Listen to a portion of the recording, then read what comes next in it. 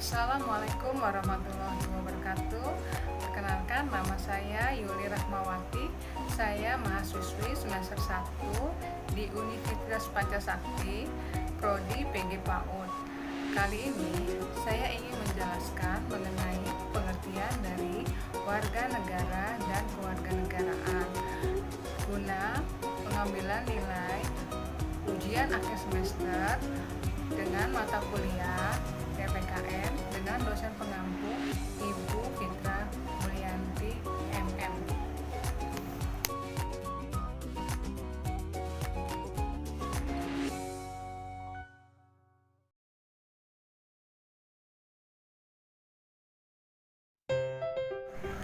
Warga negara adalah semua penduduk di suatu bangsa yang berdasarkan keturunan, tempat kelahiran, dan sebagainya, serta memiliki hak dan kewajiban penuh sebagai seorang warga negara di negara tersebut.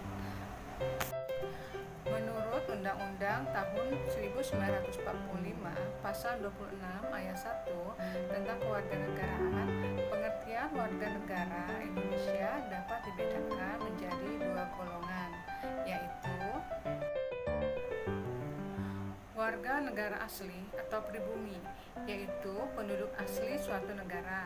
Misalnya di Indonesia terdapat beberapa suku seperti suku Jawa, Batak, Papua, Bugis, Madura, Minang, Dayak, dan etnis keturunan yang sejak lahir merupakan warga negara Indonesia.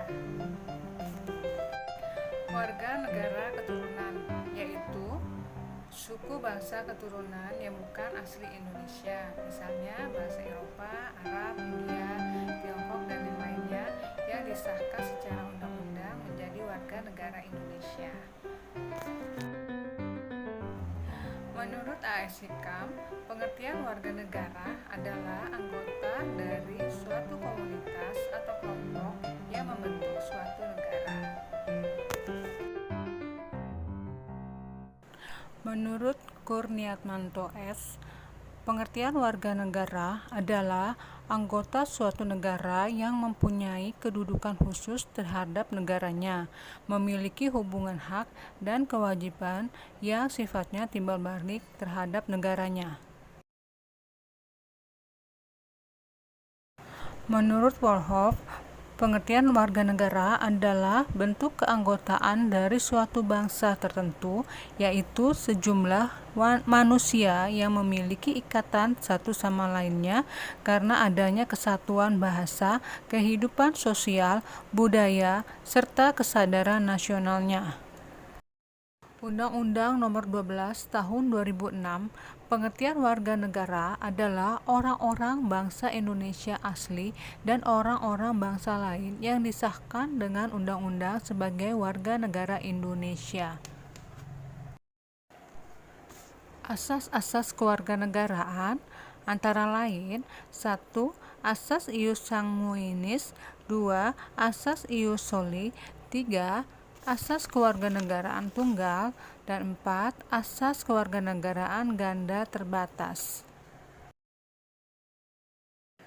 Asas ius sanguinis adalah suatu aturan tentang kewarganegaraan seseorang berdasarkan keturunan atau kewarganegaraan kedua orang tuanya, bukan tempat kelahirannya.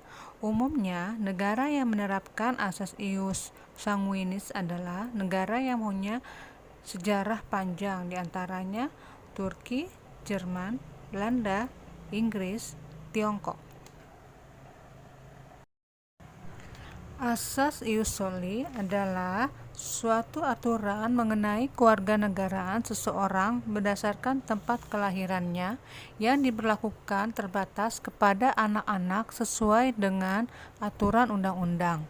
Asas ini tidak berlaku kepada anak-anak diplomat, di mana orang tuanya sedang bertugas untuk misi diplomatik di negara lain. Beberapa negara yang menerapkan asas ius soli antaranya Argentina, Amerika, Brazil, dan Kanada. Asas kewarganegaraan tunggal adalah asas yang mewajibkan setiap orang hanya boleh memiliki satu kewarganegaraan saja. Misalnya, jika seorang memiliki kewarganegaraan Indonesia, maka ia tidak boleh menjadi warga negara lain.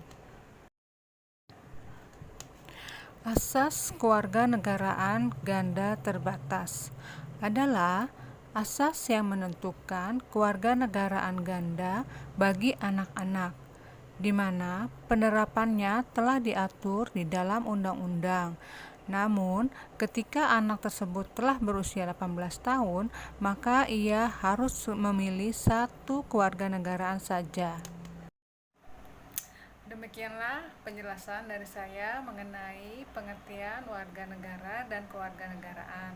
Mohon maaf apabila ada salah-salah kata. Terima kasih.